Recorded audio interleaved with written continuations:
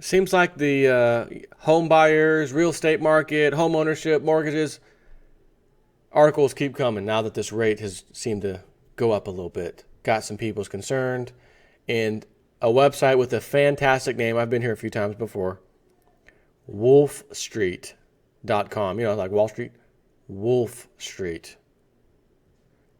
He says it's called Wolf Street. Howling about business and finance. That's a Big 10-4, good buddy. Or his name is Wolf Richter or Richter.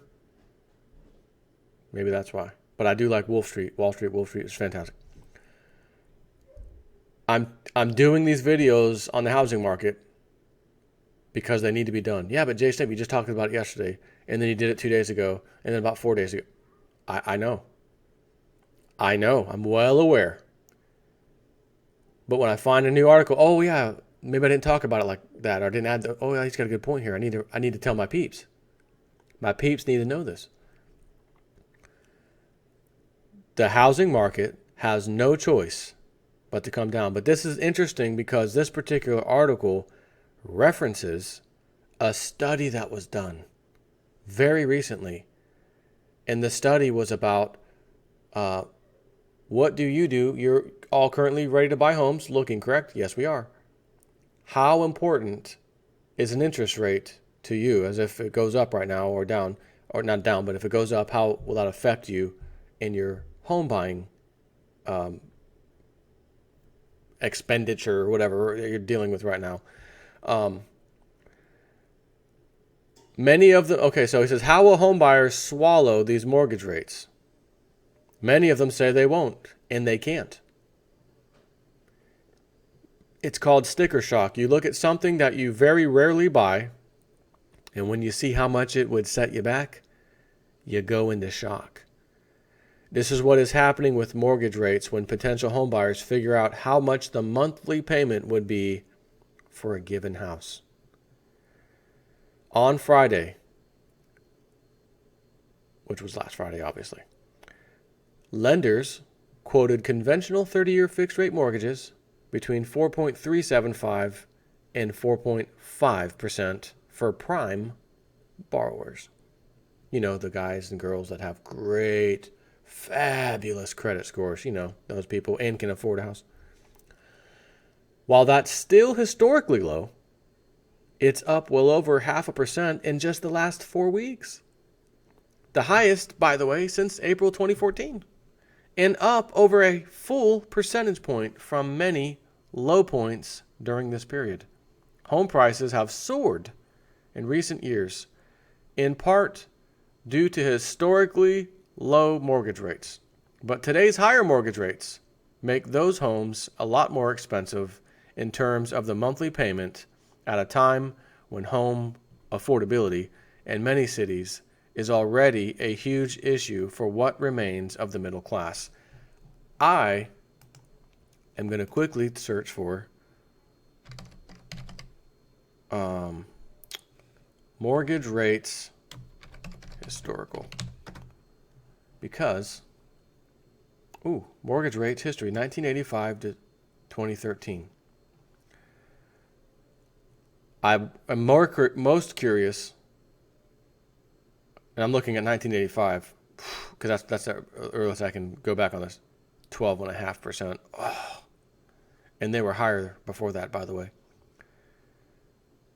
But it took from 1985, and this only goes to 2013, this chart, to 2013. It's almost 85, 95, 2005. Oh my gosh, that's almost 30 years. Let me just show you this chart. Let me just pull this. That's not going to work. Go back. I can only show it to you in the small window. You could say in 30 years, rates were going down.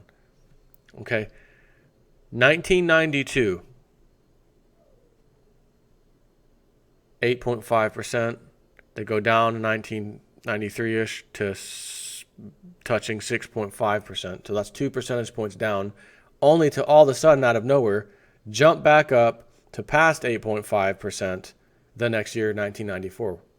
2 percentage points. Massive difference in your monthly payments by that happening.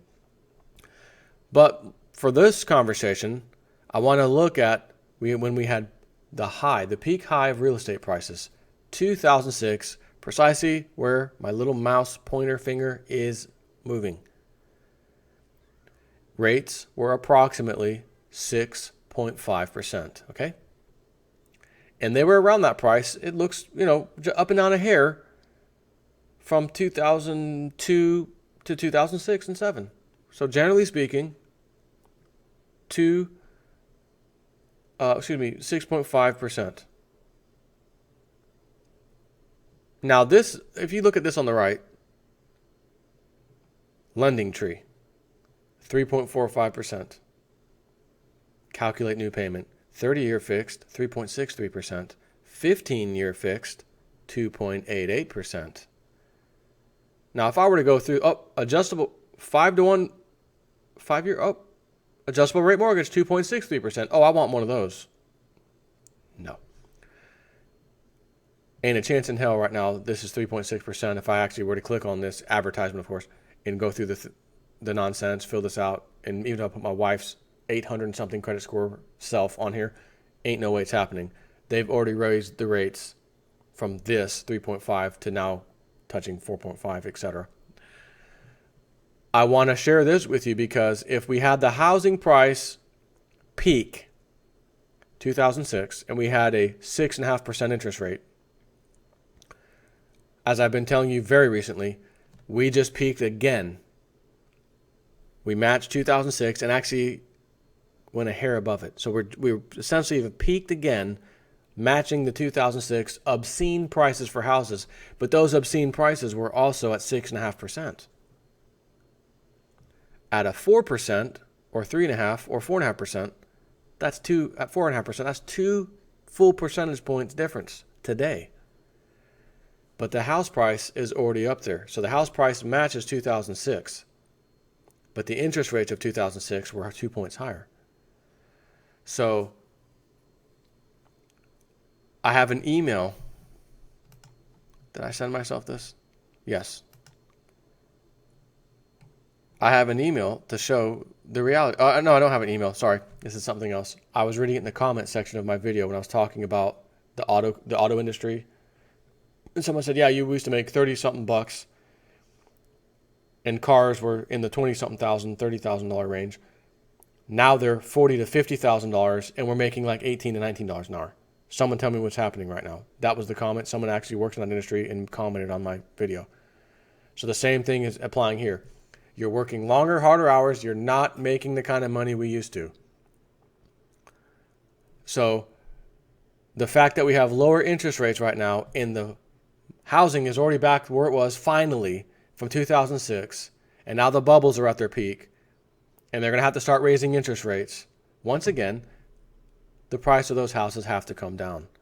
So essentially, since we're already 2 percentage points, and for the most part, 3 percentage points for all this little while, last couple of years or whatever, low interest rates, that was a large movement of a house you should be able to afford.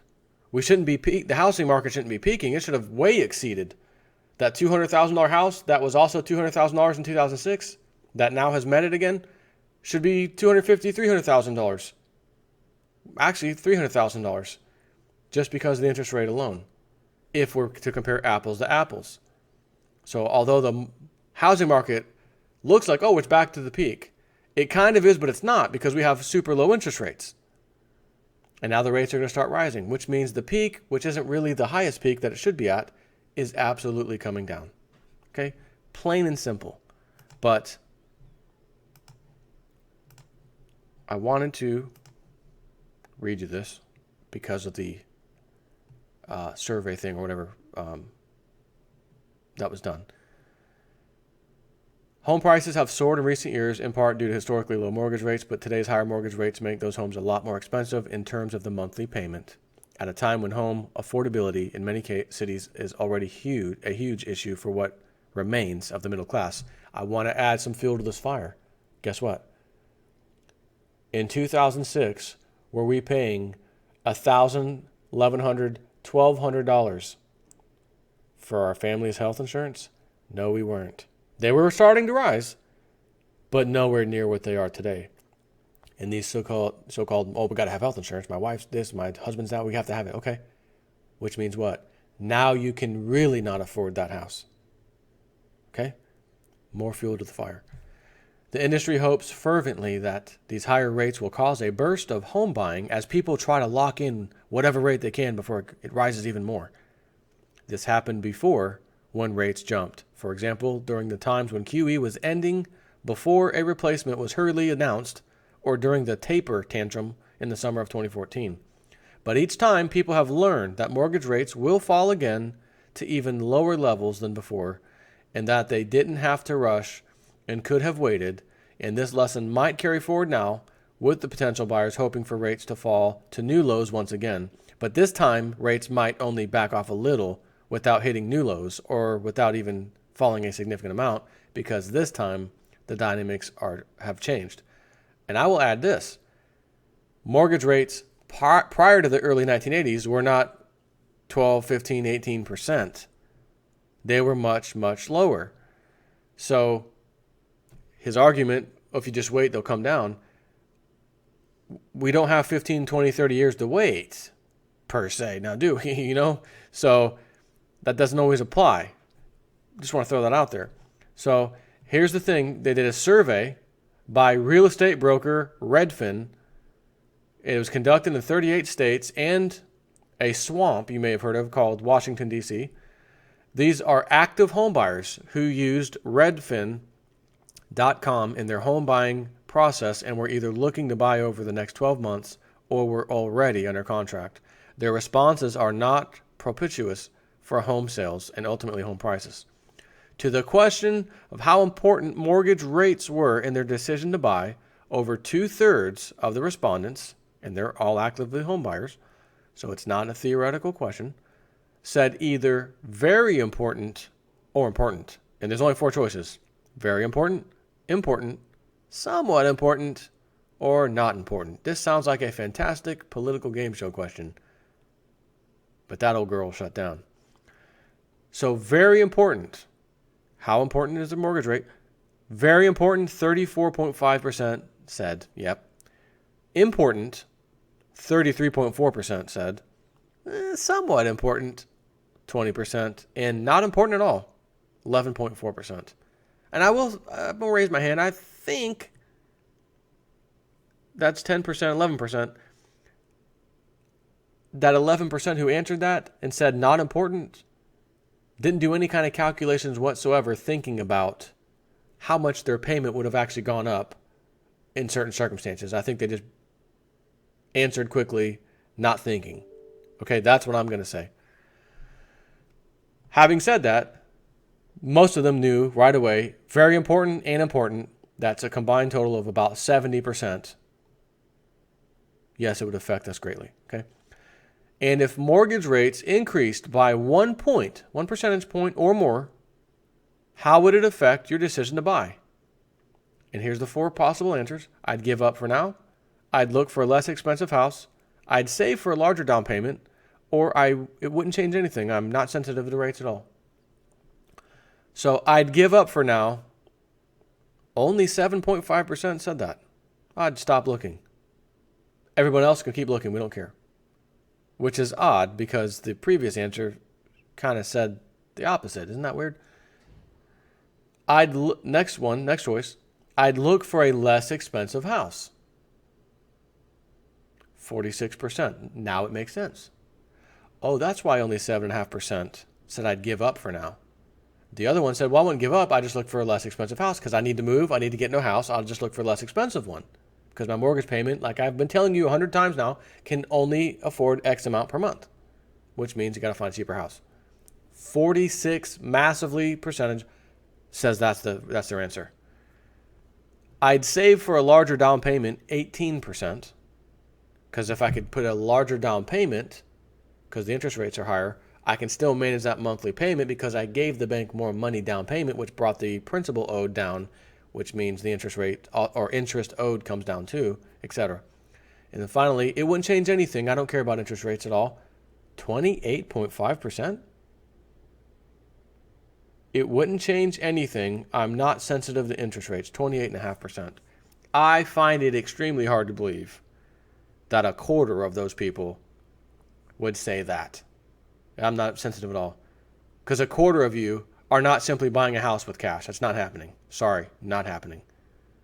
You're getting a mortgage. Again, I think they're not thinking this through, realizing just how much a 1 or 2% increase in interest rate can affect your monthly payment. But nonetheless, there's still good data here.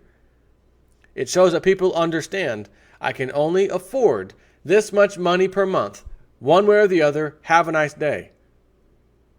So if this house that I really love last month at 3.5% interest is now 4.5% interest, we can no longer afford it.